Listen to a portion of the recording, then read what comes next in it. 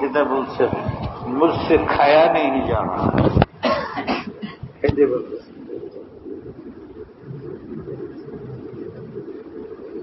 ये हमारे अकादर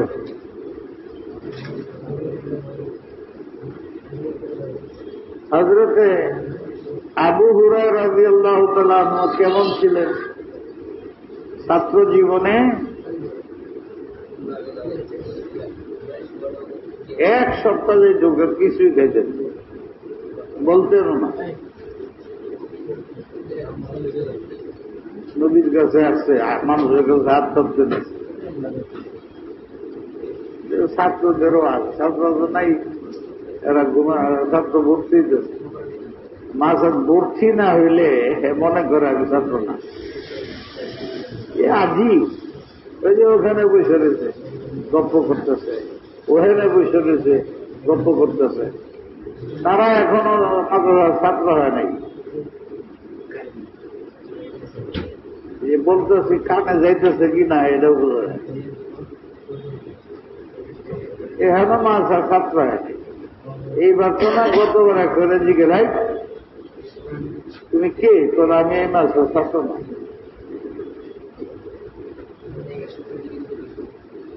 অন্য মাছটার ছাত্র হইলে তার কিছু বলা যাবে না, সে শোনার প্রয়োজন নাই। সে মসজিদে জামল যাই করে ফটো দেবে, ওই যে আমার সামনে বই আড্ডা বলতেছে, আবার কতদিন শুয়ে রয়েছে পা ওই বাজে। আমার মনে হয় বাহিরে বোধ আওয়াজ যায় না, নাহলে তো লারা সারা দিত। যাও বসতে বলো না রে, বাইরে যাও। ওই যে একটা পা ওদের রাখছে কেমন, আমার মনে হয় মাইকটা বাইরে দাও। কি করছো মাইক?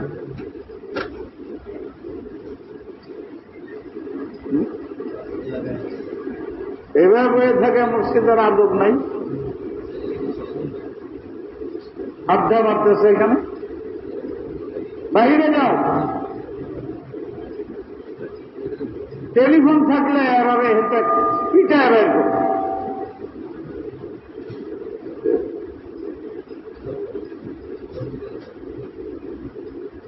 কোন মাসে ভর্তি হইল তাইলে ওই মাসের ছাত্র। আমাদের চিন্তা চেতনা কোন পর্যায়ে চলে গেছে, ভর্তি হয়ে নেই, এই মাদ্রাসার ছাত্র না। আমি আজাদ, আমি যা ইচ্ছা তাই করব। 3-4 দিন ধরে নামাজ করি, এত কষ্ট হয়, আবার শুরু হয়েছে। আমার কতদিন সময় আছে, আমার মেজাজ নষ্ট হয়ে যায়। 3-4 দিন ধরে মেজাজ খুব নষ্ট, এটা বাইরেই না, ঘরে রুমে বয়ে থাকি। ওই না গেলে ধমকায় ধমকায়, তারা পাই ধমক দেই আর ডেকে ডেকে নে ধমকায়। আজকে তো একজন কাছে আমি যাও না, এখন আমার মেজাজ খুব খারাপ।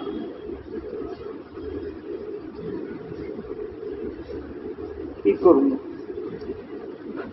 অনেক আলেমরা বলে আমার যে আপনি এই যুগে তো কেন বাজে, আপনি যা বলেন 1000 বছর আগের কথা, ইচ্ছাই এখন চলেন। আমি কেমনে জানি ওই দিক একটু ব্যাংবাউ দেখলেই পেরেশানি লাগে। আর সব ধৈর্য ধরতে পারি, কিন্তু নামাজের ব্যাপারে ধৈর্য ধরতে পারি।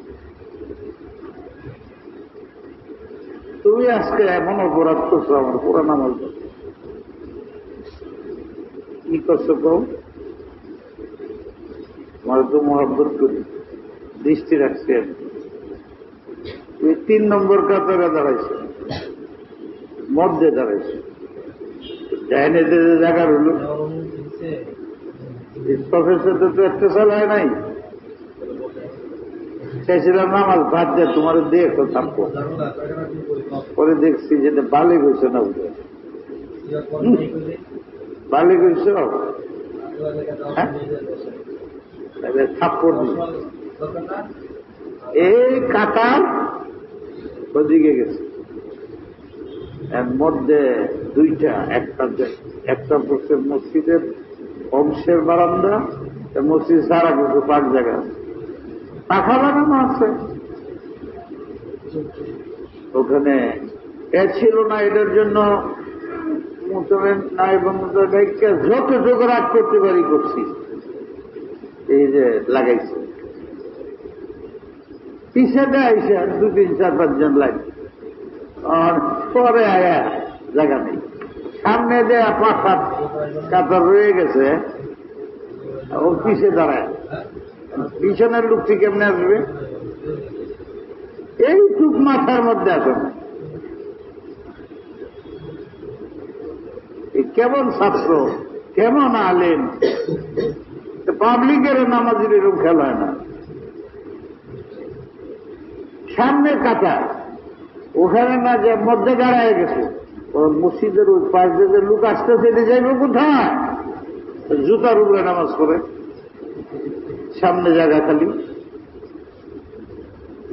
ওই কাতারগুলোর সাথে একটু ডিফারেন্স আছে, আঘাত আরো কম। একান্ত আমি দাঁড়াই, আমার লোকেই দাঁড়াইছে, কিন্তু আঘাত আগে যে দাঁড়ায় সে ডাইনে কি আছে বামে কি আছে দেখবে না, তার সাথে মিলল কিনা। অভ্যাস তো একটা আছে, খাড়ায়া প্রথম লুঙ্গিটা খুলে, নামদার লুঙ্গিটা খুললে পরে, এটা একটা রসম আছে আমরা দেশে। আরেকটা কথা বৈশা থাকে, উঠতে এরকম একটা করে আল্লাহ কিছু গরম যেতেছে, আর পাক্ষার নিচ্ছে। এর আগের কাতারটা পরেরটাও এটা করছে, সব বড় বড় আলেম। আমি চারিদিককে চিনছি, এর মধ্যে দাঁড়ায় ওই সাইডে দাঁড়িয়েছে, এই সাইডটা পুরাই খালি রয়েছে, সালাম হওয়া পর্যন্ত খালি। এদের নামাজ মকরুহ হয়েছে। প্রত্যেকে মাদ্রাসা ছাত্র না, কোন মাসারা উস্তাদ মনে হয়েছে। নামাজের ব্যাপারে আমি কি নামাজ করি, আমার নামাজ হয় না। দেখেন কেন দেখি, এবার দাঁড়াইলে আমার সাথে দাঁড়াইছে, কেমনে উঠতেছে কেমনে, এই জন্য ছাত্র আমার পাশে বসে, খালি দেরি করে, ওইদিকে আমি দাঁড়াই যাই না। কি করবো ভাবতেছে, ভিতরে একা একাই নামাজ করি, দমক দেই। বাহিরের মাঝখানে নতুন ছাত্র আসবে, একদম ঘর দেবে সমস্ত, কিচ্ছুই না, মসজিদের আদাব ইত্যাদি সমানে উঠে জায়গা। নামাজের পরে মনে হয় আগুন লেগে গেছে, উঠছে যায়, দৌড় উপরে দেয়। এলেমের জন্য শোক লাগে, যোগ লাগে, হেমাত লাগে। এখনো ক্লাস শুরু হয় নাই। বেশি নামাজ পড়া, বেশি আল্লাহর কাছে দোয়া করা, বেশি কান্দা। ভর্তি তো তোমার আল্লাহর কাছে হইতে হবে, ভর্তি হইবা আবার বাইরে যাইবা, কিচ্ছু লাভ হবে। ছাত্রের ঘটনা হচ্ছে থানবি লেখছেন, দেওবন্দে ভর্তির জন্য আসছে, পরীক্ষা টরীক্ষা খানা দেয়নি,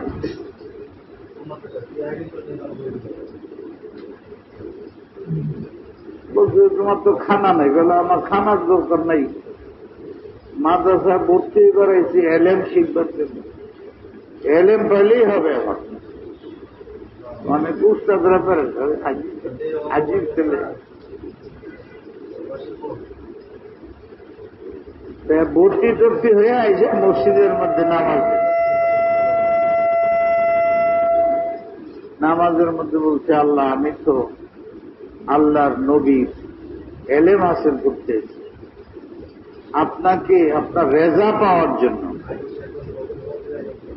শরীয়তের আহকাম বুঝার জন্য নিজেও আমল করব, আল্লাহ রসুলের কাজগুলো সমাজে দাওয়াত দেব, আমার যেটুক শক্তি সেটুক ভর্তি হয়ে গেছে। খানাও পাই নেই, শীতও পাই, এতে আমার কোনো কষ্ট নাই। আপনারা জানাইলাম, আমি আসছি আপনার জন্য, আপনার রেজাল্ট। এখনো মাদ্রাসা খানা পাইছে, খানা জারি হয় নাই। খানা পায় 5-7 দিন পরে জারি হয় না, রাত্রেই মোহতারাম সাহেবকে স্বপ্নে আল্লাহ রাসূল বলতেছে, এই নামের অমুক ছাত্র দেখো মসজিদের কোনার মধ্যে শুয়ে রয়েছে, এখন থেকেই তার খানা জারি করে দেয়।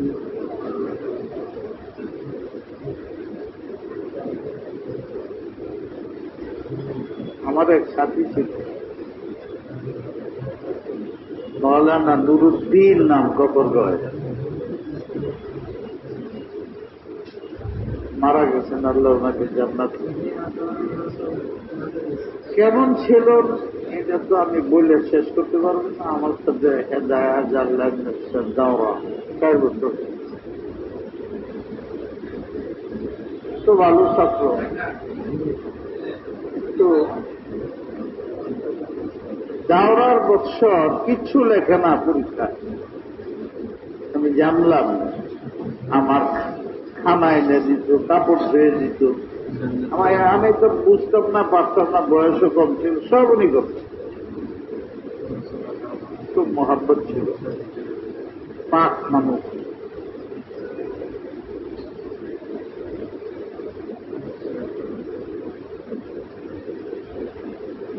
আমার চিন্তা গেছে পরীক্ষা দিতেছে না, ভালো ছাত্র কিছু লিখতেছে না খাতার মধ্যে, এটা যদি ফেল করে, ওই মাসার নিয়ম হইল ফেল করলে এখরাজ করে দেওয়া অথবা নিচের ক্লাসে নামায় দেওয়া। তাহলে আমার হবে কি? আমার খানার মুখে কাপড় ধোবে কে? মানে আমার নিজের স্বার্থ খেয়াল হইতে।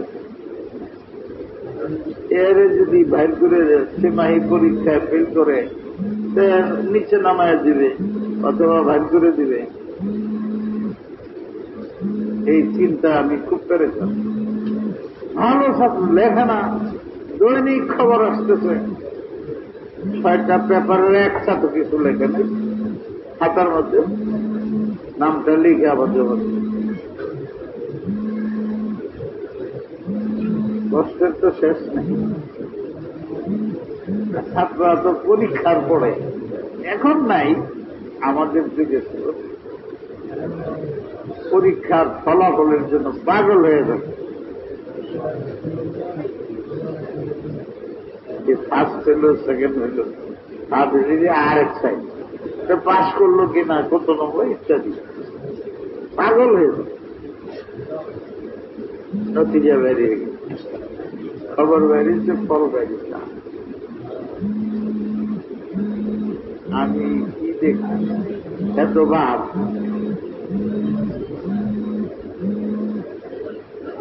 পাতলা হইলে গিয়ে দাঁড়াইলাম,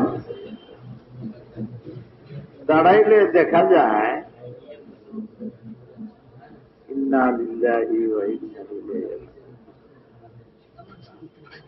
দেখা গেল 1 নম্বরে মৌলভী নুরুদ্দিন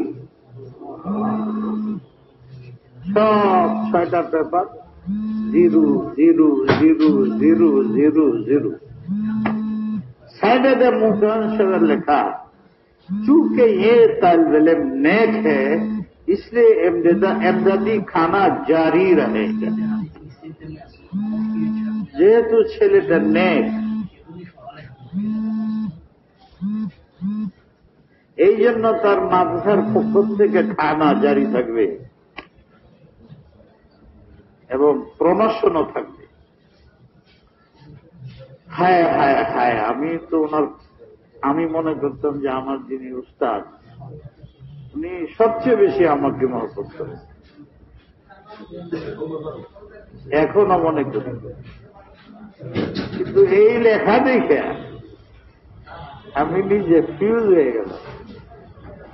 সব কাজে আমারে ডাকে, আমার সাথে সবক পড়ায় না, আমি ক্লাসে না গেলে হুজুর सबक ही पढ़ाया मौलवी महमूद नहीं आया ऐसे ही कोई अखलाक एक सप्ताह जाए सारा दुनियार घटना घटना শোনাইছে सबकকে খবর তারপরেও বুঝলেন এরকম কথায় এদিক সেদিক সবক শুরু করে গিয়ে বসলি সবক শুরু পরে ছাত্রদের হ্যাঁ এত মহাব্বত আমি আমার মনে আছে কিন্তু এই লোকের পর সার্টিফিকেট তো আমি পেলাম क्योंकि ये तलबल नेक है तो एमददी खाना जारी रहे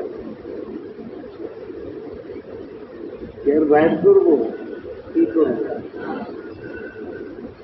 শোনা সারাটা বছর দেখুন ছাত্র সেটা আমার জন্য দোয়া করবে না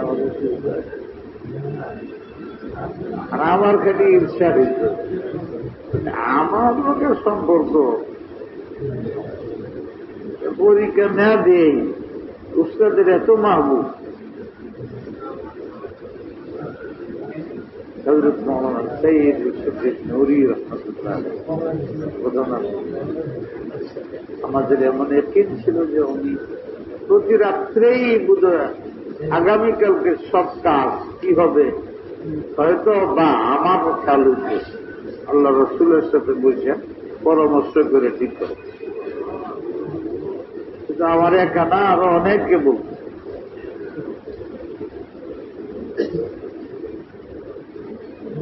ওনার মুখে বলে গেছে ये चाल বলে নেকে কোন পরীক্ষার দাম নাই নম্বরের দাম নাই দাখেলাও ঠিক প্রমোশনও ঠিক এমদাদি খানাও যায় এর যে কার হাতে সে রাজি না থাকলে জারি হইব খানা পরে 2 দিন পরে কাটা যাবে দাখেল হইবা পরে একরাজ হয়ে অপমান হইবে একরাজ দাখেল হওয়া বড় জিনিস না দাখেল হওয়ার পরে থাকতে পারা বড় জিনিস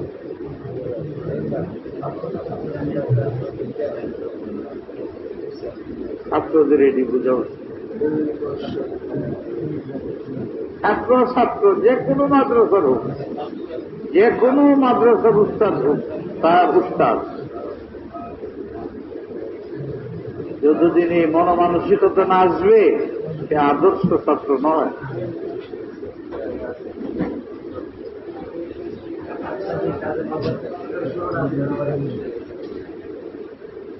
যাত্রাবাদীর বড় একটা সুযোগ এটাই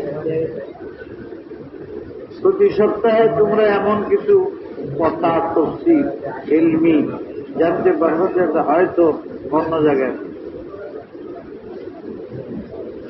অনেক ছাত্রই আছে এখানে শুধু ভর্তি হয় যে কারণে বেশি ওখানে ইসলাহি মজলিস হয় ওখানে তফসির শোনা যাবে ইসলাহি মজলিস হবে তরবিয়ত হবে তালিম হবে ইসলাম মস্ত হবে এগুলো অন্য জায়গায় পাওয়া যাবে না এই অনেক ছাত্র এখানে শান্ত হয় এরকম আপনারা ওরা বসে থাকে মাগরিবের পরে বসে থাকে বলার দরকার প্রতি বছরই বলি পুরান ছাত্ররা 1 নম্বর তো ফাঁকিবাজি করে আসে না খোলার তারিখে আমি বলি আগে আসো পকেটের পয়সা গুলো খরচ করো 7-8-10,000 ছাত্র অর্ধেকই বাহির চায়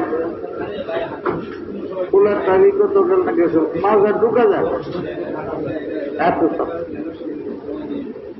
এই তো এখানে না বাহির দিয়ে এসেছিল কিচ্ছুই বোঝে মসজিদের আদবও বুঝে না কিচ্ছু না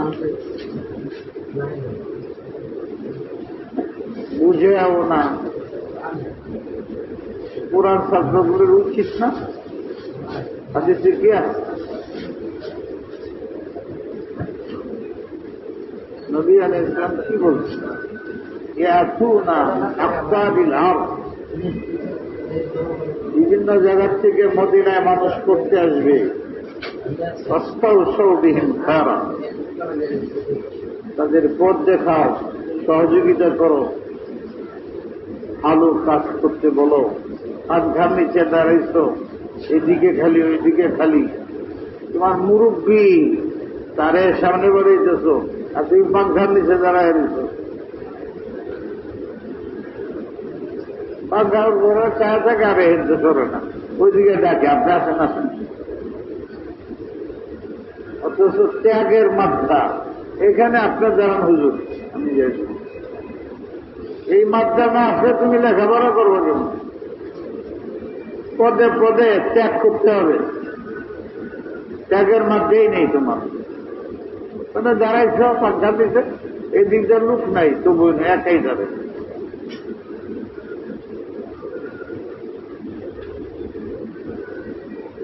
লেখাপড়ার মাকসুদ রেজায়ে মৌলা, আর কিছু।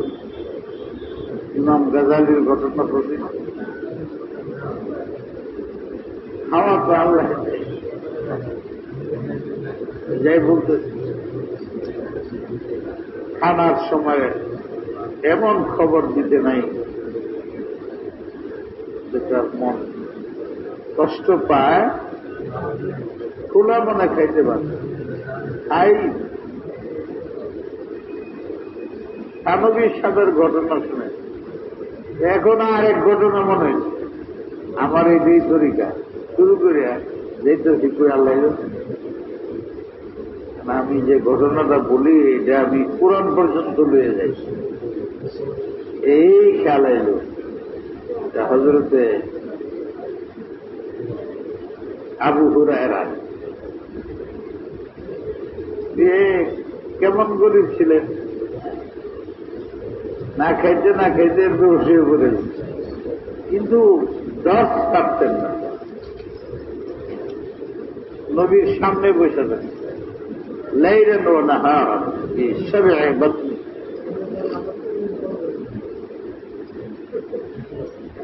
ক্ষুধার তাড়নায় উনি প্রতি সপ্তাহে এক দুইবার করে যেতেন। আর আরব দেশে প্রসিদ্ধ ছিল মিরকির বিরামের কথা, সবাই ওনারে মিরকি রুগী মনে করত। আর ওখানে একটা প্রচলন ছিল যে মিরকি রুগী পড়ে গেলে তার গলার মধ্যে পাড়া দেয়। আবু হুরায়রা মসজিদের সুফার মধ্যে থাকতেন, দেখা যেত সে দরজা, সব মুসল্লিরা সাহাবারা গলার মধ্যে পাড়া দিতেন, খারাপ নিয়তে না, যাতে রোগটা যায় না। এই হাল হয়ে গেছে, আসলে রোগ না, না খাওয়ার কারণে।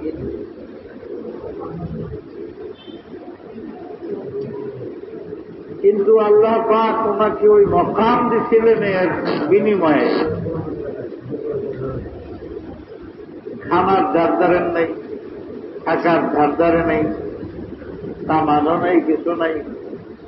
ওই যুগে তো টেলিফোন ছিলই না, থাকলেও সাহাবা মসজিদে পড়ে থাকতেন, সোফাতে পড়ে থাকতেন, কিছু পাইলে খাইতেন, নাইলে নাই। খেজুর খাইতেন, পানি খাইতেন, ত্যাগ করে রয়েছেন। সাহাবাদের মধ্যে হুজুরের সাথে মাত্র 3 বছর ছিলেন, কিন্তু সব জানে আলেমরা একমত, পৃথিবীতে এখন আমাদের দেশেও সবচেয়ে উনার হাদিস বেশি। নবী আলাইহিস সালামের সাহাবাদের মধ্যে সবচেয়ে বড় হাদিসের আলেম মুহাদ্দিস আযম উনি, যা 40 বছর ধরে নবীর কাছে আছে, 15 বছর ধরে তারাও ওনার কাছে যেতে পারে। কিন্তু ওনার মধ্যে ছিল ত্যাগের মধ্যে, শরীরের কাপড় চোপড় আজকাল আমাদের ছেলেদের খালি জামা ঠিক করে, রং ডিজাইনের জামা, লুঙ্গি বা পায়জামা, অনেক কিছু তাকাল্লুফ বেড়ে গেছে। এইগুলো ছিল না। দিলে ময়লা, এলেমের শোক নাই, আর খালি তাকাল্লুফ। আর সাহাবাদের শান ছিল আবার রাহা কুলুবান, দিলের মধ্যে কোন গুনার স্থান নেই। এলেমের নেহায়েত গভীর আলেম, হাকায়েক দাকায়েক সব বুঝতেন। আয়নার মধ্যে নিজের চেহারা যেমন দেখা যায়, কোরআন শরীফ হাদিসের শব্দ চোখের সামনে আসলে এর ভিতরে কি অর্থ আছে এটা দেখা যায়। এলকায়ে রব্বানি, আমি বলি উস্তাদ নিয়োগ দাও, দেখো তার এলকায়ে রব্বানি হয় কেন। ছাত্র তৈরি করতে হলে উস্তাদের ওই মকাম হইতে হবে, এলকায়ে রব্বানি হয় তার দিলে। নবী উস্তাদ হয়েছিলেন, ওই তো আসতো এলকায়ে রব্বানি হইতো, এটিরে হাদিস বলি। উস্তাদের দিলের মধ্যে এলকাহা, ইত্তেবায়ে সুন্নত, ইখলাস, যোগ্যতা, ইলমি এত বেশি দরকার নেই, মুতাওয়াসসিত হলেই হবে। উস্তাদের আমলি জিন্দেগি 1 নম্বর হইতে হবে, কারণ তার আসর ছাত্রের ভিতরে ঢুকে। কাদিয়ানি হইলে ছাত্র কাদিয়ানি হবে, বেদাতি হইলে ছাত্র বেদাতি হবে, তাহলে সুন্নতুল জামাত হইলে সে বেদাতি থাকলেও উস্তাদের কেন কাছে চলে। আল ইলমু দীন আনজুরু আম্মান তাহফুজুনা দীন। উস্তাদ নিয়োগের আগে আনা অনেক শরায়েতের মধ্যে 1 নম্বর হইল তার কোন আল্লাহ আল্লাহর সাথে সুবতে নেসবত আছে। শুধু নেসবত থাকলেই হবে না যে বয়া দিয়েছি,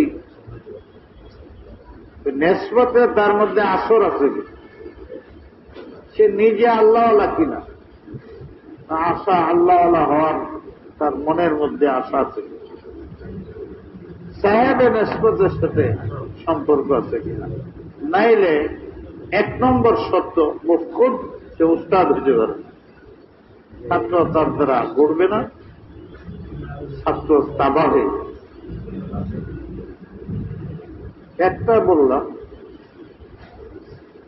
ইস্তেদাদ তো আছে, কিন্তু এটা মূল না। মূল হইল তার আমলি জিন্দেগি, মুখলেসানা ইত্তেবায়ে সুন্নত আছে। কেবল সেই আদর্শ উস্তাদ, বাকি ফাঁকিবাদ। ছাত্র সেই এমন উস্তাদ তালাশ করে, বাকি সব বাদ দিয়ে সে উস্তাদকে বরণ করে তার কথা চলে। খুদবিনী ক্ষুদ্রাই করে না, নিজেকে সপর্দে খাত করে দেয়। সেই কেবল ছাত্র,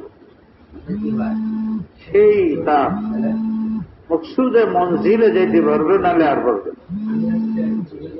একটা সত্য বলল, আমরা যাই হয়েছি এই 2 তরিকায়।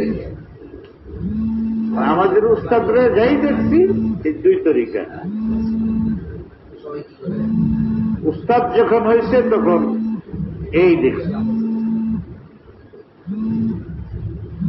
উস্তাদরা এরকম পাইছি। যখন ছাত্র ছিলাম তখন এমন ছিলাম।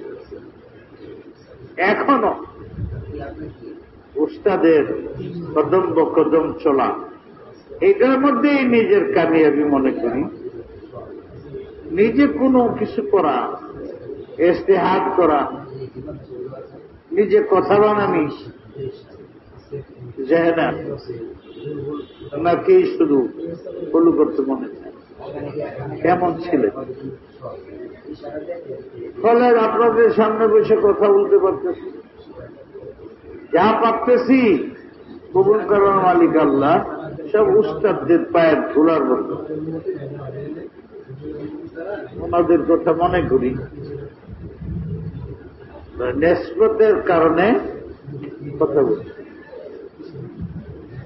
নিজের কোন ব্যক্তিত্ব নাই। আল্লাহ সবকিছু উস্তাদ মাধ্যমে। উস্তাদ মনে করেন যে ছাত্রগুলো আমার মাধ্যমে। আল্লাহ আমাদের বুঝবার তৌফিক। আবু হুরায়রা রাদিয়াল্লাহু তাআলা আনহুর কথা বলছেন, এখনো সারা বিশ্বে এশিয়ার বাইরে সবচেয়ে বেশি ওনার হাদিস, খাওয়াও নেই, কাপড়ও নেই, কিন্তু আল্লাহ এটার বিনিময়ে দুনিয়াতেই দিছে। একদিন সে গভর্নর হয়ে গেছে, মদিনার গভর্নর হয়ে গেছে। গভর্নর হইলে আগে তো অভাব অনটন অনেক ছিল, যখন রাষ্ট্র হয়েছে তখনও কিছু অসাধ হয় নাই, অভাব অনটন কমে নাই।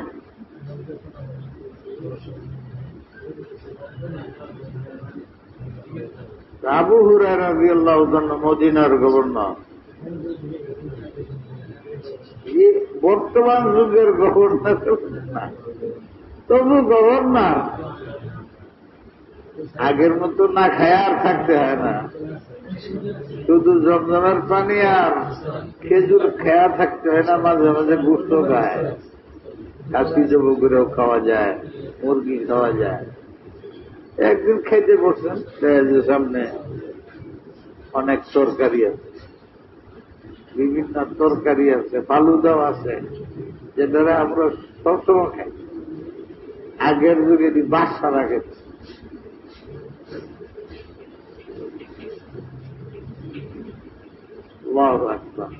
আমাদের বিলাসিতা আমাদের অনেক পিছিয়ে বলায়।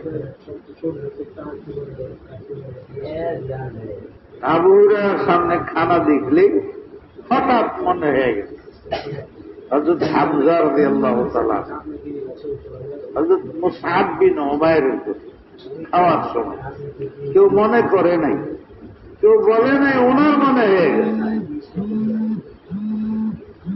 ওখানে নাসাই শরীফেও হাদিসটা আছে, তিরমিজিতে আছে, খাওয়া খাদ্য উঠেছে।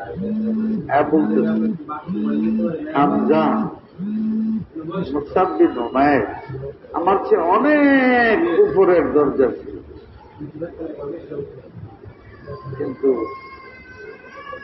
ওনাদের দুইজন শহীদ হয়ে গেছে। আল্লাহ এখনো ওনাদের দুজনের কবর রাখছে ময়দানে উহুদে, যেখানে যুদ্ধ হয়েছিল। হামজা রাদিয়াল্লাহু তাআলার নামে এক মসজিদ আছে, রাস্তাও আছে, এখানে দুইটা কবর আছে। এই দুইটার একটা হযরত হামজা, একটা হযরত মুসআব বিন উমাইর, আউয়ালু মুআল্লিমিন ফিল মদিনা। মদিনা যারা ইসলাম গ্রহণ করছিলেন তাদের তালিম দেওয়ার জন্য 5-7 জন গেছিলেন। সর্বপ্রথম গেছিলেন মুসআব বিন উমাইর, উহুদে শহীদ। আউয়ালু মুআল্লিমিন ফিল ইসলাম বলা হয়। বললেন যে হামজা সাইয়্যিদুশ শুহাদা। এখন এই দুইজন শহীদ, তাদের ওখানেই দাফন করা হল। দাফন করা হবে কাফনের কাপড়ে। নবী আলাইহিস সালামকে জানানো হয়েছে। চিন্তা করে, এত সাহাবা, দুটি সাহাবা 2-3 হাজার, সবাই মিলে একটা কাফনের কাপড় নেই, বউ করার মতো নেই। ওই যে একটা করে কাপড় থাকতো, আমরা কি চিন্তা করি? এটা তো উমর ফারুকের যুগেও দেখা যায়। নবী আলাইহিস সালামের যুগ, আবু বকর সিদ্দিকের যুগ, উমর ফারুকের যুগ, এই পর্যন্ত দেখা যায় সবার 1 টাকা পড়ছিল। তাহলে উমর ফারুক যেন দাঁড়াইলেন 2 কাপড় নিয়ে জুমায়, মুসাল্লি দাঁড়ায় প্রশ্ন করছিল না যে আমরা একটা আপনার 2টা কেন? উনি নেমে গেলেন, বললেন যে এমনি উমর জবাব দেব। হযরত ইবনে উমর দাঁড়ায় বলছে এটা আব্বার না আমার 2টা তাহা দিয়ে আব্বা যেহেতু জুমা পড়াবেন এই জন্য আমার একটু ওনারে আব্বার একটাই আছে। উমর ফারুক কত বড় ব্যক্তি, উনি ওনার যুগে উনি আমির হওয়া সত্ত্বেও ওনার 1 টাকা। আমরা কোন দেশে বাস করি? কোন মুখে আমার নিজেকে সাহাবার সাথে তুলনা করি, তাদের ওয়ারিস মনে করি,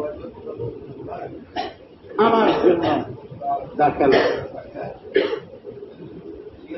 কোথায় ভালো খানা পাওয়া যায়, কোথাও সুযোগ লেখাপড়ার সুযোগ সুবিধা, আখলাক তৈরি করা, ভালো পড়াশোনার মান, আমলি মান, এটা দেখেন কোথায় শৈলে বাতাস লাগবে। এক ছাত্রে জিজ্ঞাসা যে তুমি ওই মাসে পড়তে বলে পড়ন লাগে না, পড়াশোনা করন লাগে না, গিরিফ নাই, খুব গিরিফ। এটা কোনো জবাব হইল? পড়বার বলে ধরে পড়ন লাগে, এটা পড়বার তো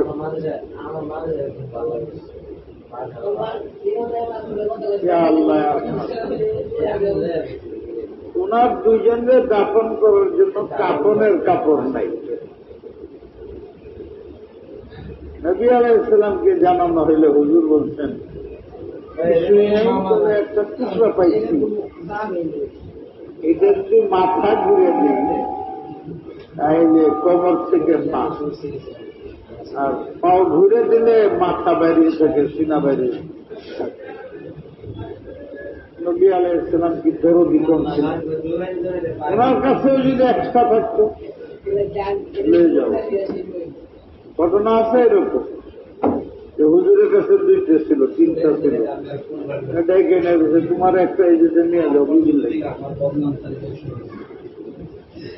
বিবির জন্য নিয়ে যাও, তোমার বিবির নাই আমি জানি না। এখন তোমার বিবি ঘরের মধ্যে উলঙ্গ হয়ে বয়ে রয়েছে, আধা উলঙ্গ হয়ে, স্বামী স্ত্রী মিলে 1 টাকা। স্বামী মসজিদে আসে, বিবির ঘরে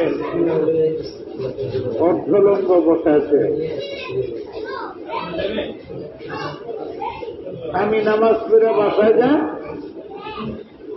বাসায় জলদি হ্যাঁ, কোনোবার লজ্জাস্থান করে বসে থাকে, স্ত্রী পড়ে নামাজ পড়ে যাও, আমি জানি এই জন্য নামাজ কাছে বেশি আছে, এটা তোমার বিবি আর এটা তোমার।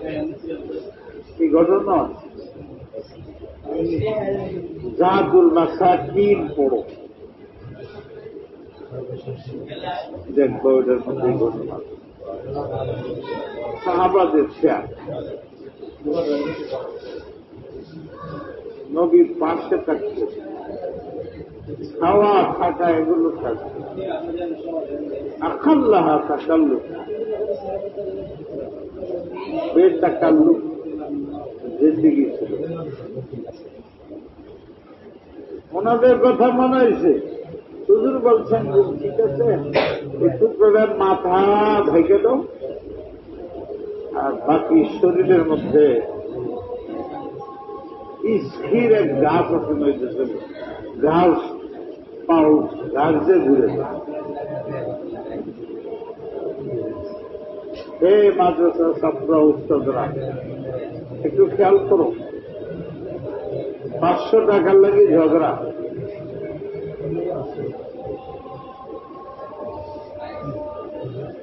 বেতন কম বেশি নিয়ে ঝগড়া।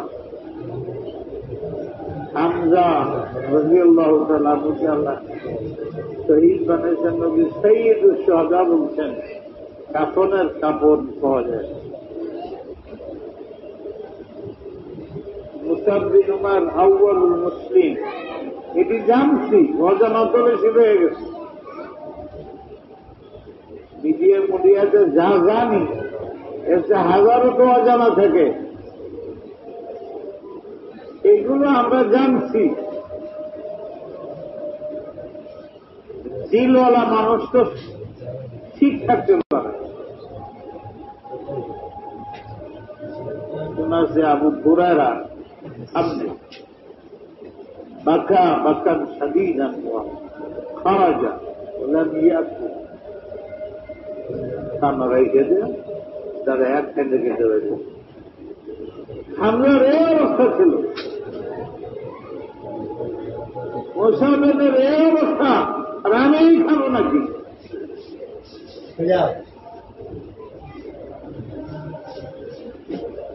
চিন্তা করো, আমি সহ মনে হয় সব স্বার্থপর হয়ে গেছে। ইসলামের নামে আমরা স্বার্থপরতা করতে, ইসলামের লেবাস লাগাই না, আমরা স্বার্থ দুনিয়া কামাইতেছি। শরীরের পিছনে মেহনত করতেছি,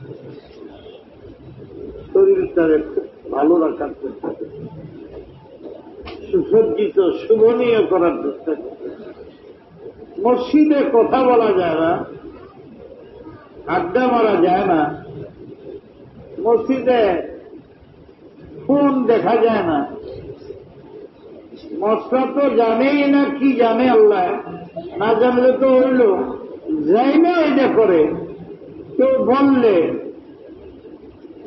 তারে আর দুইটা গালি দেবে, সামনে না দিলেও মনে মনে বকে। এই হইল আমাদের অবস্থা। শরীয়তের কোন খবর নেই, সুন্নতের কোন খবর নেই, বসার কোন সুন্নত তরিকা আমরা জানি না, থাকা চলা উঠা উঠা। কালকে মাগরিবের নামাজে আমার জীবনের প্রথম 50 বছরে একামত হওয়ার পরে আশ্চর্য হয়, আমি একামতের পরে ইমাম সাহেব আল্লাহু আকবার বলছে, আমি বাদ দিয়ে দাঁড়িয়ে ওই কি জানি কয় আমাদের ওই আধারা গেছে। কেন? এই যে আমি ডাকতেছি, 5-6 জন দাঁড়ায় গল্প করতেছে, আরো 15-20 জন। আমি ডাকে প্রথম স্বাভাবিক ডাক দিছি, পরে জোরে ডাক দিছি, একামত শেষ, এরপরে তো গল্প শেষ হয় না। পরে আমি বাইরে একে ডাক দিছি, ওখান থেকে দৌড় দিছে মসজিদের দিকে, এবং সেখানে একজন আমি চিনি, উস্তাদজি আছে, উস্তাদজিও দৌড় দিছে।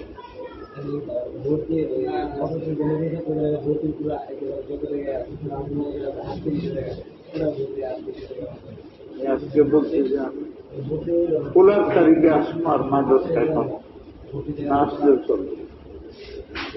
মন খারাপ, আমি তো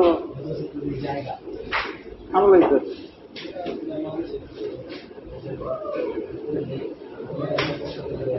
অনেক কি কথা এই জন্য বললাম,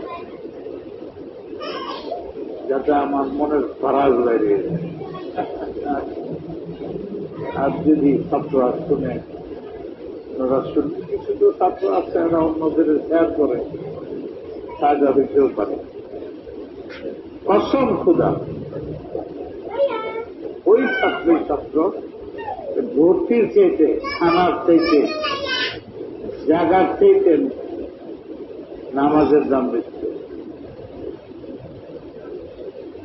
এলেমের চাইতে নামাজের দাম বেশি দেয়, এলেন তো এই নামাজের জন্য। ভর্তির ফরম লেখা একটু আগে ভর্তি অনেক সেইতে তকবীরুল্লাহর সাথে নামাজ পড়ার দাম বেশি, তাইলে তোমার ভর্তি সহজ হবে, সব রাস্তা খুলবে। আল্লাহ রাজি, আল্লাহ কিসে রাজি? হ্যাঁ, ওই কাজটা যদি করো তাহলে তোমার ভর্তি সহজ, আল্লাহর মাহবুব হওয়া সহজ, রসুলের মাহবুব হওয়া সহজ, উস্তাদের নজরে আসা সহজ, এলকায়া রব্বানির দ্বারা ইলমে লাদুন্নি পাওয়া সহজ। আর যদি নামাজের তাকবীরে ওলার প্রতি অবহেলা থাকে তো বুখারীতে 1 নম্বর পাইলে তুমি 1 নম্বর জাহান্নামে হও কিনা সেটা চিন্তা করো।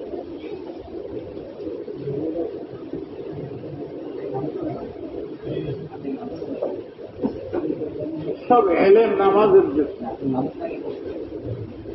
সুন্নত মোতাবেক নামাজের জন্য, নামাজের সে বড় কোন ইবাদত নাই। নামাজের স্থান মসজিদের চেয়ে বড় কোন স্থান নাই।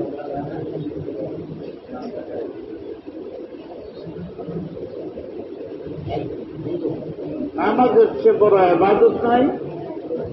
जिस तरफ करे इरादत बेला उसके लिए बेअदब है, लिहाजा नामक যেখানে আদায় করে মসজিদের আদব রক্ষা করে না, ও সবচেয়ে বড় বেয়াদব। তোমার মসজিদের ভিতরে জুতা রাখতে হাতটা কাঁপে না? বলার জিনিস, হাতটা কাঁপে না? রাসূল পাক সাল্লাল্লাহু আলাইহি ওয়াসাল্লাম নাকের বস্তি দেখছিলেন।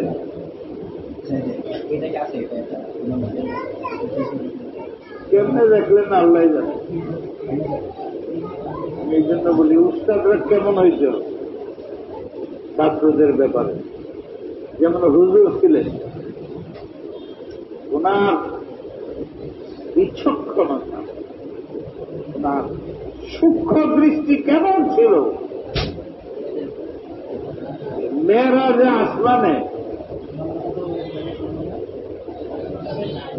বেলালে হাসি হাতে দুনিয়া মুঝে যখন এই আওয়াজ জায়গা আসমানে, হুজুর বলতেছেন এই আওয়াজটা আবু বকরের না ওমরের না, এটা বেলালের জুতার আওয়াজ। জুতার আওয়াজ আমার কোন নজর মসজিদে ঢুকতেছি, এই জুতার আওয়াজ এটা কেমনে শুনবেন?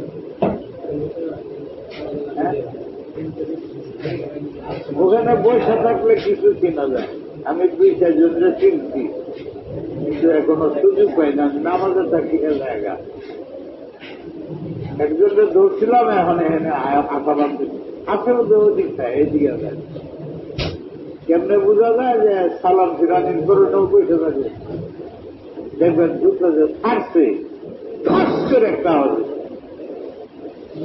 মাথার মধ্যে কিচ্ছু বুঝছে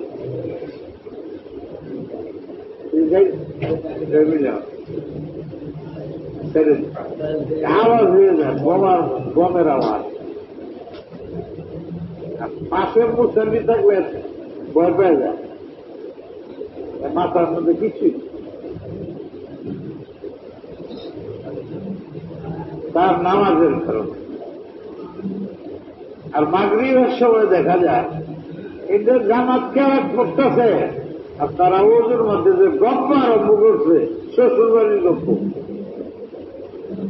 ভাবতেছে না যে আমাদের এক তকবীরও লাগে দেখা।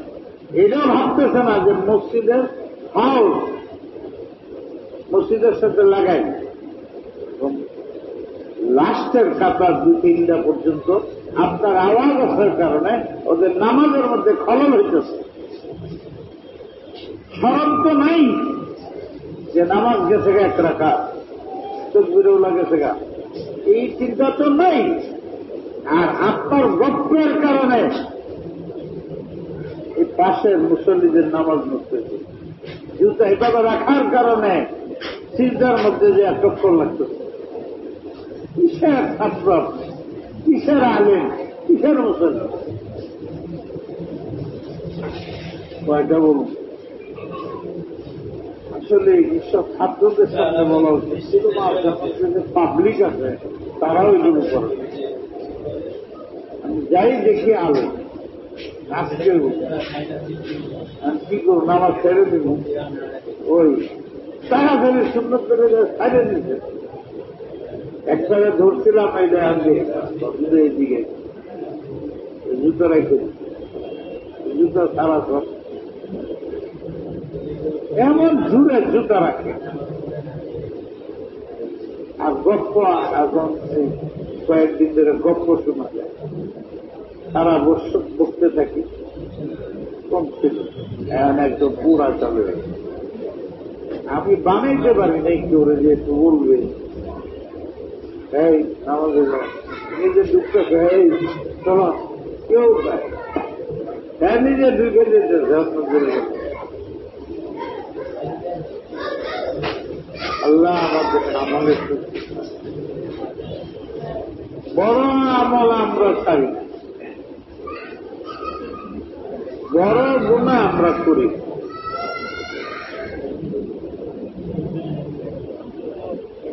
ছোট ছোট গুনাহ, গুনাহ মনে হয় না, এটি বেশি করি। আর সবাই জানে যে একটা ছোট গুনাহ বারবার করতে কবিরা হয়ে যায়, অভ্যাসে পরিণত হয়ে যায়। আর ছোট গুনাই তো তার টেনে টেনে বড় গুনায় লয়ে যায়। তত ছোট গুনাহ করতে করতে সাহস বাড়ে, তখন বড় গুনাহ করে। ছোট্ট ছোট্ট আমল খায়ের করে, ভালো ভালো ছোট ছোট আমল করে, এই নেক আমলগুলো চাইলে ধরে বড় আমল বা আল্লাহর বড় আমলগুলো করার সুযোগ করে। দুই দিকেই আছে, ছোট আমল মনে করা, ছোট গুনাহ মনে করা ঠিক না। হযরত ইবনে আব্বাসের দুই কথাই আছে, জুরটা বলতে নাই গুনাহ ছোট বড় সগীরা কবিরা ভাগ করো না, সবই আল্লাহ না করবেন। উস্তাদকে গালি দাও, বাবারে গালি মারো, এইটাও বাবার সাথে বেয়াদবি, থাপ্পড় মারো, এটাও বেয়াদবি, ছুটু মারো, এটাও বেয়াদবি। তা কি বলবো, ছুটুটা কম, থাপ্পড়টা বেশি।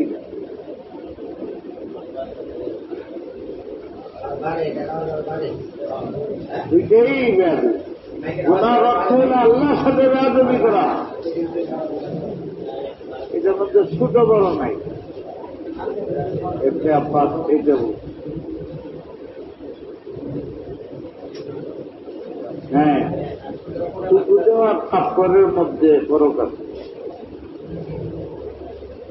আমলে আমলে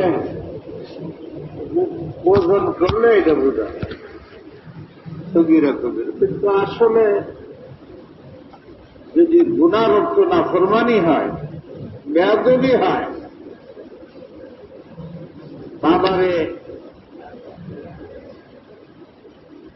ইটায়া ফালায়া বুকের মধ্যে বইসা, এটাই সর্বোচ্চ কি ঘুষি মারল বেয়াদবি, ছুটু মারল বেয়াদবি, দুইটাই বড়। এই ছোট গুনাহকে ছোট মনে করা শয়তানের একটা ষড়যন্ত্র। শয়তান এই কাজটা করা, বিশেষ করে যারা আলেম ছাত্র, এদের তো শরাব খাওয়াইতে পারে, নিশা করাইতে পারে, মজবুত ইমানদার যারা, তাদের শয়তান ওদের পিছে লাগে বেশি। একসাথে ভাও করলে 1 লাখ ভাও হয়ে যায়। আমারে সরাইতে বললে, বেলায় গুমরা বানাইতে বললে 1,00,000 লোক গুমরা হয়েছে, লক্ষ লক্ষ মানুষ গুমরা হয়েছে। সব মেহনত আমার দিতে করে। ফকিহুন ওয়াহিদুন আসাদু আলা শাইতান মিন আলফি আবিদ। আমি ফকি না, যুগ আছি, 16 বছরের সনদ। আমি যা বলি সেরে আমার সাথে নির্দিষ্ট, আমার তো তারা ফয়দে হতো। মদ খাওয়াইতে পারবে, জিনা করাইতে পারবে, সুদ খাওয়াইতে পারবে, ঘুষ খাওয়াইতে পারবে। আমাকে আরেক তরিকা আছে।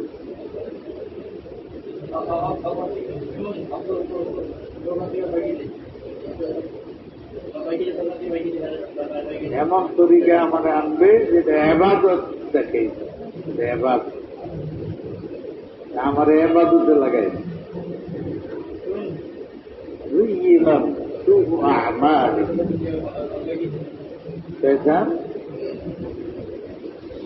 এই যে মাদ্রাসা বছরে যাতায়াত খরচ কত একটা 20 লাখ খরচ হয়েছে। কত মাদ্রাসায় 20 কোটি টাকা খরচ হইলে 20 লাখ টাকা যাতায়াত খরচ দিতে পারে না? বলে এই খরচটা বাঁচার একটা তরিকা। 1 লক্ষের মধ্যে বরং 1 লক্ষও না লাগতে পারে।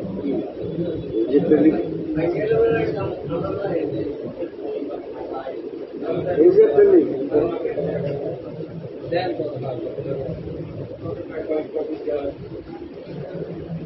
জানেন, যেখানে যেখানে আপনার টাকা দেন, আরো কিছু আমার এদের সাথে যোগাযোগ করে। আপনার যোগাযোগ করলে তো উপায় নাই, দুনিয়ার বাইরে থাকলেও পয়সা পড়ে। এমন ভক্ত আছে, সবারই থাকে, আমারও আছে। এখানে লোক পাঠাইলে গেলে আসে না 20 লাখ টাকা হবে। 20 লাখ সেভ করতে পারেন আমি। এই যে পয়সা পয়সা টেলিফোনে কথা বলুন, সারা বছরের কত বিলাই, 1 লাখ টাকা বিল আসছে সারা বছর, 20 কোটি টাকা আনাচ্ছে। কিনলাম একটা, দিয়ে দিল, মানুষ তো ভাগলের রাজি, আমার একটা দিতে পালাই। আরো আছে, লইলেন কেন, না লইয়ে পারি বোকা রাখে, বোকা মনে করছে। আমি তো একটা ছোট ফোন চালাই, এটা যে কেমনে চালাই একটা জানি, কেমনে ধরে কেমনে পাচ্ছে বুঝি না। 2 দিন ধরে আমার ড্রাইভার রেখেছে, বলে আওয়াজটা কমায়, আওয়াজটা কমায় তো, বলে এটাই এই করলে হয়ে যাবে। তো বুঝি না তো, আওয়াজটা কমাও। 7বার শুনতে না, যদি ছাত্র শুনল, উস্তাদের শোনা, পকেটে তো জীবনে লাগে, দেখেও না বিদেশে।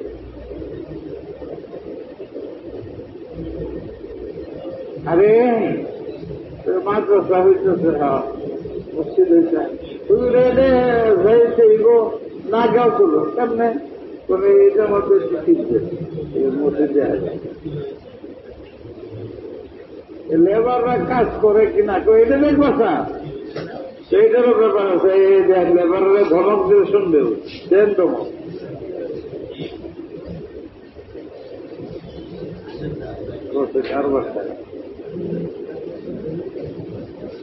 কি করবো, 20 লাখ টাকা মাসার খরচ, এতে বাঁচবার জন্য একটা টেলিফোন নিয়ে যখন এরকম করি, তো মাঝে মাঝে খিলখিলে আসে একজন, পরে মনের মধ্যে আস্তে আস্তে আসে একবার দেখা যায়, একবার এরকম করে দেখি মনের মধ্যে তো মাথা লাগছে না, পরে আরেকবার যে দেখি 5 হাত লম্বা দেখা একটা, এরকম করতে করতে পরে যে রুমে আমি থাকি এটা বন্ধ করে সার হয়েছে, পরে বিবি সহ্য করতে না পারিয়া বিবিরা তো পিঠা সহ্য করতে না পারিয়া আর স্বামীর ইচ্ছা করে যান। আপনাদের খেলা হচ্ছে মরিচ কচুরি সার রাখবো 12টার পরে দিদি আমি এই স্বামীর ঘর করবো।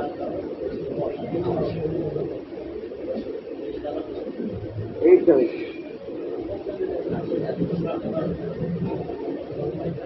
আজকের ছাত্ররা সতর্ক হোক, উস্তাদরাও সতর্ক হোক, আল্লাহ আল্লাহ হইতে চেষ্টা করো, জুলুম করো না,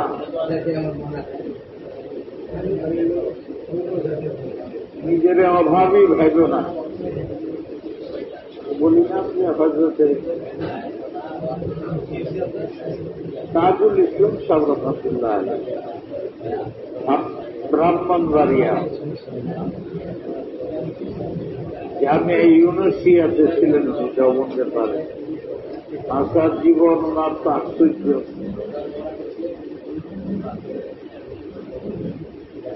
কত বড় ব্যক্তিত্ব ছিল। জামিয়া আজহারে মিশরে ওয়ার্ল্ডের বড় বড় আলিমদের দাওয়াত দিয়া শেখার ব্যাপারে শেখু যদি বুনিয়াদ রাখার জন্য মিটিং করতে সমস্ত হাজার হাজার আলিম। ওখানটা পূর্ব পাকিস্তান, পূর্ব পাকিস্তানকে শুধুমাত্র কেবলমাত্র মাওলানা উনি দাওয়াত তাজুল ইসলাম আহমদুল্লাহ দেখছি একবার, জীবনে একবার দেখছি, বহু ঘটনা জানি শুনি। জামাই একদিন জানিয়ে মারা গেছেন কিছুদিন আগে, 80-90 বছর।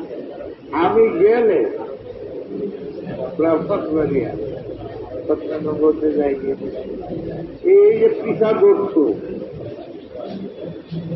আপনারা দেখলেই আমার মহব্বত লাগে। আসছে ধীরে ধীরে হ্যাঁ আমার কাছে খুব মহব্বত করছে।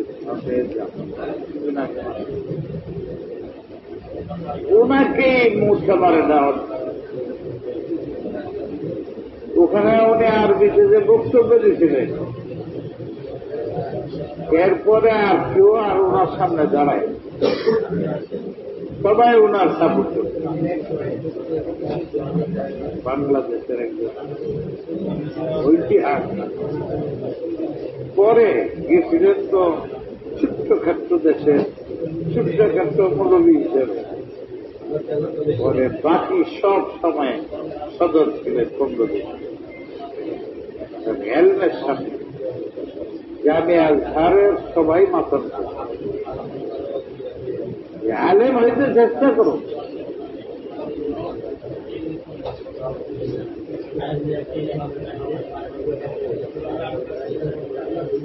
ওনার কথা অনেকটা একটা মনে এক লোকে বলছিলেন হযরত হুজুর আমার জন্য একটু দোয়া করবেন, আমার খুব অভাব দেখে। উনি বলছে যে এইটা একটা বিষয় মিনিটের মধ্যে এরকম বলে অভাবে মরে, সে বলে 1 মিনিটের মধ্যে অভাব থাকবে না, বুঝলো না। আর হুজুর রাজ করলে মানুষ কি বিশ্বাস করে এখনো বাংলাদেশ হুজুরের মধ্যে কইলে একেবারে কোরআনের কইলে হুজুর কইলে এই কারণে অনেক বন্ধ হুজুররা মেয়ে লুকুরে নিয়ে বাচ্চা দেবে বলে এটা করো করে কিছু এইটাও রাজি বাচ্চা হয় না করবে বাড়িতে তালাক দেওয়ার কাম স্বামীও রাজি এটা কোথেকে এসে হুজুর ভক্তি পীর ভক্তি এইরকম ভক্তি শরীয়তে নাই যে ভক্তিতে হারাম কাজ করে ভক্তির সীমানা হইল হারাম না করা নবীকে চিন্তা করার অনুমতি নেই তাইলে ভক্তির মধ্যে ভুল করা ঠিক না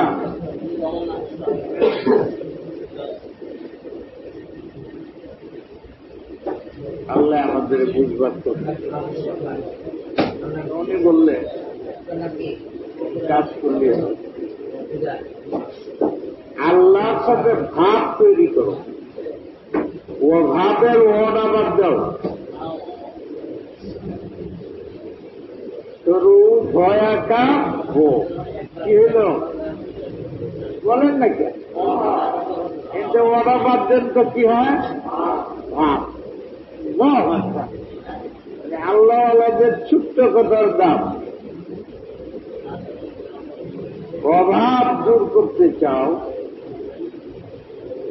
अल्लाह से भाव पैदा करो जो अभाव दूर करने वाला है उनसे भाव पैदा करो আমার কোটি কোটি টাকা আছে তোমার নাই আমার সাথে বন্ধুত্ব पैदा করো তোমারও অভাব থাকবে না আশ্চর্য অভাব দূর করো আল্লাহ से भाव पैदा करो আমরা তো হাদিসগুলো পড়াই কিন্তু এই তাবিজটা তো পারি না হাদিসের কথাই من كان همه هم آخرته لكفى من كان لله كان الله له ومن يتق الله يجعل له مخرجا ويرزقه من حيث لا يحتسب তুমি আল্লাহ হয়ে যাও আল্লাহ তোমার হয়ে যাবে তুমি আল্লাহকেই শুরু খেয়াল করো তো আল্লাহ তোমাকে খেয়াল করবে তুমি আল্লাহকেই রাজি রাখো তো আল্লাহ তোমাকে রাজি রাখো তুমি শুধু আল্লাহকে মহব্বত করো দিল খালি করো তো ওই দিলের মধ্যে আল্লাহ বাঁচাবো না আল্লাহ তোমার সাথে থাকলে আর কি আর কি কেন একদিন হয় না আমার মধ্যে একদিনটা আসে না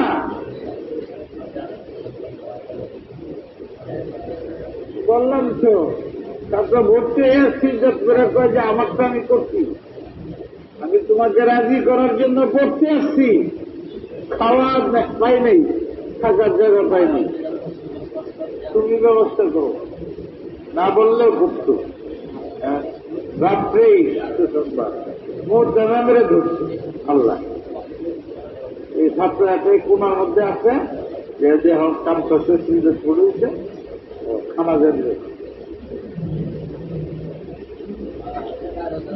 এরকম ঘটে একটা মাত্র মাদ্রাসার ছাত্র যে সুনহারি স্বর্ণ ইতিহাস এরকম আছে ওই সমস্ত ছাত্র ওইরকম বানাচ্ছে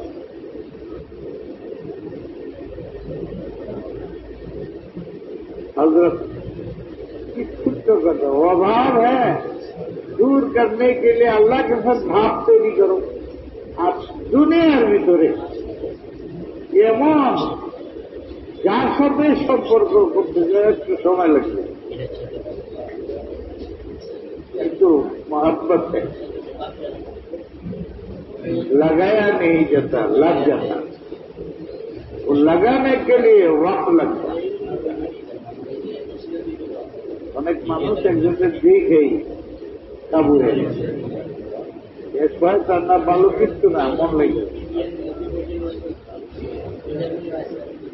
তাহলিউল্লাহ সাহেব বলছেন, বুখারীতে হাদিস আছে, আলাস্তু বিরক্তির গুণের সময় যারা একসাথে ছিল, এই যারা একজনের দেখছে, দুনিয়াতে দেখলেই মহব্বত হয়ে গেল। সে মুসলমান হোক আর কাবুল, দেখলেই অটোমেটিক লেগে যাবে। আমরা সামনে ছিল তোর পাগল হয়ে যায়।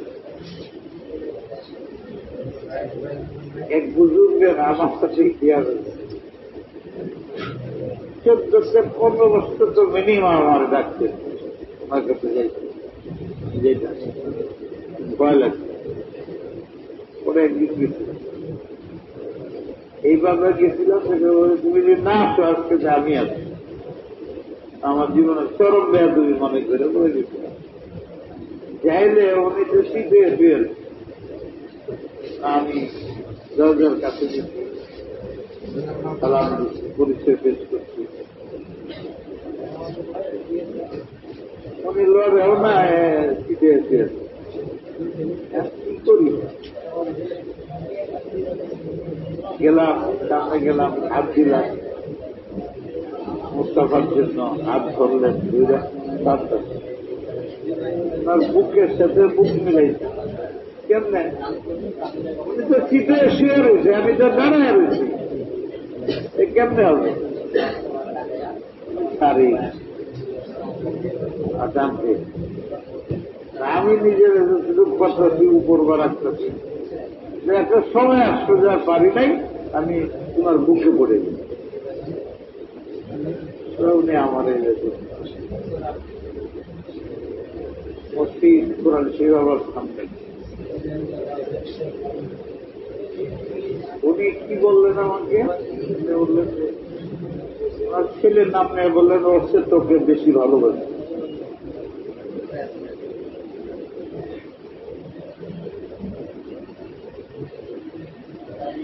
আমি তোমার ডাকি, তুমি আসো। মনে হয় ওই আজ আলাস্তুতে আমার চেহারা তোমার পিঠের দিকে, এই জন্য পিঠ দিত আমার। পাগলের মতো তোমার ডাকি, আর তুমি তার বসে দাম দাও না। আমার চেহারা ছিল তোমার পিঠের দিকে, আর তোমার মুখ ছিল আমার উল্টা দিকে। এটা আমাকে 14-15 বছর ধরে তোমার ডাকি, আমার কাছে আসো না। পরে তো এই পর্যায়ে চলে গেল যে যাত্রাবাড়িতে যারা সিদ্ধান্ত, আমি চাই না সম্ভব চলে আসছে। আমার মনে একদম চলে না, আর উনি একদম চলে। আমার শাশুড়ের বড় উনি সবক দিলেন আমার, উনারে বুঝাইবে, উনি চাইতেছে সব বাদ দেওয়া। পরে আমি বললাম ঠিক আছে, হজে যেতেছি, হজে 1.5 বছর, এবার হজেতে আইসা পড়ে পাকিস্তানে হজে গেছি। পাকিস্তানে গেছি তো মুফতি শফি সাহেব রহমতুল্লাহ মারা গেছে। মনে মনে খুব খুশি, বাংলাদেশের মানুষ মুফতি শফি সাহেব তো সবাই জানে, আর আমি বলি না, ওনার জানাজা পড়তে করতেছি, আর যাই হোক ওনার জানাজা শুরু গেলাম। এটা একদম আজিব, কারণ আমি বাংলাদেশি মানুষ, হজের সফরে পাকিস্তান হয়ে যেতেছি, এটা একটু ওয়েট করতেছি,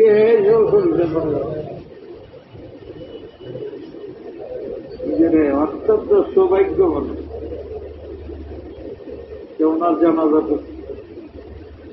জানাজা পরে হাসতেছি, যদি মানুষ দৌড়াদৌড়ি জটলা বাড়ছে, পত্রিকা লিয়া এগুলো আমার লোকে যারা ছিল বিষয় দেখো এরকম আলেমরা এরকম আর দেখা যায় এর 3 ঘন্টা আগে আমাদের মালা আশ্রয় হিসাব করা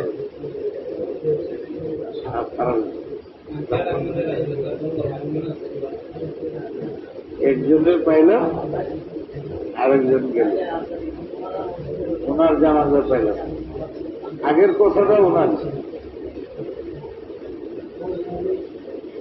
উনি যদি থাকতেন পরে বছর আমি এখানে আর থাকতে পারছি আমার যে মানুষ জানাইছিলেন উনি এখানে ছিলেন উনি ওনার মৃত্যু হয়ে গেল আল্লাহ ওনাকে জান্নাত দান করতেই তার পরে আর এই বিষয়ে বুঝতাম রয়ে গেলাম এখন আবার ওখানে পড়ায়ও যাই আমার একটা মাদ্রাসা আছে পৃথিবীর মধ্যে যেটা সভাপতি আছে এই মাছের কমিটিরও সভাপতি আছে সভাপতি নিজের বাড়িতে মাছ আছে সভাপতি 1000 উপরে মাছ আফসোস করছে একটা সভাপতি কোন কমিটি নেই কিন্তু ওইটা সভাপতি পারি নেই কাটতেও পারত যে আরো কয়েকটা মাছ আছে একটারও সভাপতি কমিটি মেম্বারই না যাই না এইটি সব শুনাইলাম আমার নিজের হালাত কেন জানতাম আমার খুব বেশি প্যারেশান লাগতেছে আগামী রমজান পাবো এই আজকের দিন দেখেছে এর খুব ভালো লাগতেছে আশ্চর্য চাইছি মনে চায় না আইসা দেখি 12টা বাজে নাকি 11:30 শুয়ে পুরা দরজা বন্ধ করে শুয়ে রয়েছে খাবার বন্ধু আসে বাইরে আসতে মন বসে না লিখতে পারি না কোনো দিকে মন যায় না আজান হয়েছে ওইটা নামাজ পড়ছি সুন্নত করে টেলে গিয়ে বসছি কি বলে রয়েছে লিখি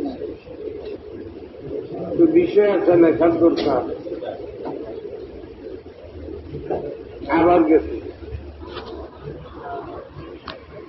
আসরের নামাজ দিতে উঠছি উঠে নামাজ পড়ে চিন্তা হইল চলে যাওয়া এর মধ্যে মনে হইল বিশুদ্ধ আবার আমার জেহেনে আবার এটা